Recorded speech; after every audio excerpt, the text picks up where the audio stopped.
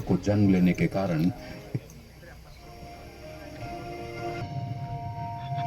सन 1875 में चलकर के एक मध्यम परिवार में एक शिशु का जन्म हुआ। बृहस्पतिवार को जन्म लेने के कारण इस बच्चे का नाम बिरसा रखा गया। किसे पता था कि एक दिन ये बालक जंगलों में रहने वाले समाज को उनके गौरव की याद दिलाने वाला बिरसा मुंडा बनेगा। बिरसा, बिरसा, कहाँ है रे तू? माँ, मैं इधर हूँ। तू फिर से अकेला जंगल में गया था? कहीं कोई बाघ भालू उठा ले जाता तो? माँ, तू फिक्र मत कर, ये जंगल मेरा दोस्त है। इसके सभी जानवर मेरे भाई। बिरसा पढ़ाई में तेज था और ये देखकर उसका दाखिला मिशनरी स्कूल में करवा दिया गया, लेकिन वहां पढ़ने के लिए उसको जबरन धर्म परिवर्तन करना पड़ा। बिरसा, यीशु के सिवाय कोई भगवान नहीं है। बिरसा, ईसाई धर्म का पालन करने से ही तुम्हारा उद्धार होगा, वरना बाकी वनवासियों की तरह जाहिल के जाहिल रह जाओगे। जैसे जैसे बिरसा बड़ा होने लगा, वो अंग्रेजों के अत्याचारों से परिचित हुआ और समझ गया कि अंग्रेज उनसे उनके जंगल छीनना चाहते हैं और ईसाई पादरी जंगल में रहने वाले सभी हिंदुओं को ईसाई बनाना चाहते हैं। आपको हमारी मदद करनी होगी ताकि हम जबरन सभी आदिवासियों को ईसाई बना सकें।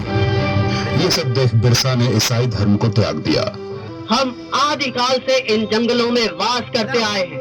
ये जंगल हमारे हैं। धर्म परिवर्तित करके अंग्रेज हमसे हमारे जंगल नहीं छीन सकते। भाइयों, अंग्रेजों के सामने मत झुको, आत्मसम्मान के लिए खड़े हो। बिरसा के अनुयायी गांव-गांव में जाकर बिरसा की इस शिक्षा का प्रचार करने लगे। इसके कहने से वनवासियों ने अंग्रेजों को लगाम देना बंद कर दिया। ये सब देख अंग्रेजी हुकूमत दिल में ला गई और उन्होंने बगावत भड़काने के जुर्म के लिए बिरसा को 2.5 साल की कठोर कारावास की सजा सुनाई। लेकिन बिरसा का आंदोलन अब रुकने वाला नहीं था। न वनवासियों ने लगाम दिया, न बेगारी की। बिरसा के छूटने पर सारे वनवासी उसके गांव में इकट्ठा हो गए। बिरसा की क्रांति की पुकार से सिंध भूमि, छायबासा और रांची के जंगल गूंज उठे। अब वक्त आ गया है जब हम अपनी जमीनें अंग्रेजों से वापस लेंगे और एक नए सतयुग का आरंभ होगा। हम इस धरती के पुत्र हैं और यहाँ हमारा राज होगा। बिरसा गांव-गांव घूमकर अंग्रेजों के खिलाफ मोर्चा बढ़ाने लगा। बिरसा के अनुयायी तीर कमान से लड़कर भी अंग्रेजों की बंदूकों पर भारी पड़ने लगे।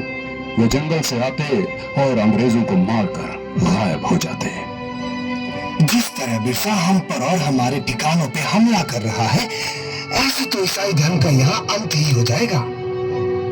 बिरसा वनवासियों को ईसाई बनने नहीं देगा।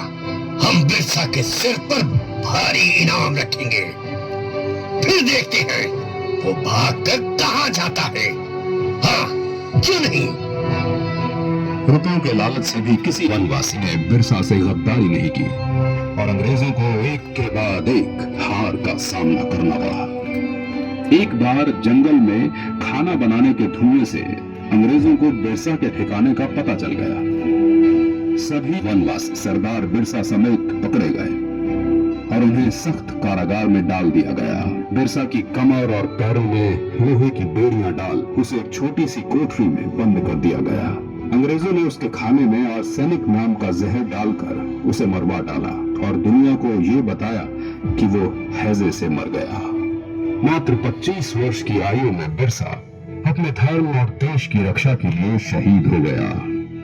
25 साल में इतना कुछ करने वाला कोई आम इंसान नहीं हो सकता और यही कारण है कि बिरसा मुंडा को भगवान का अवतार माना जाता है।